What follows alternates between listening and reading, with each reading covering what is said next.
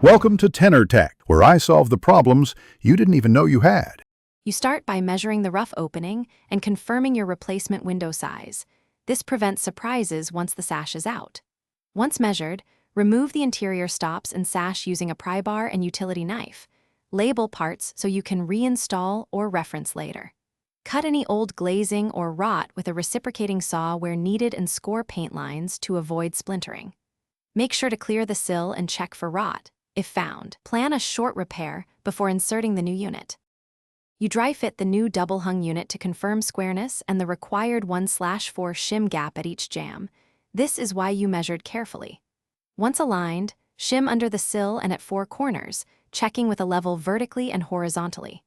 Secure the jamb with manufacturer-specified screws through the jambs, not through the operable frame, to avoid binding. After fastening, operate both sashes to ensure smooth travel. If binding occurs, adjust shims or screw tension until both sashes move freely. You finish by insulating the gap with low expansion foam or backer rod so you don't bow the frame. Once cured, reinstall interior stops and any trim. Flash and caulk the exterior seams with compatible sealant to prevent water intrusion, and touch up paint where trim was disturbed. Test locks, tilt-in sash function, and drainage weep holes to ensure long-term performance. If you notice drafts or water seepage, recheck flashing continuity and caulking, tighten fasteners, or add a secondary bead of sealant as your first troubleshooting step.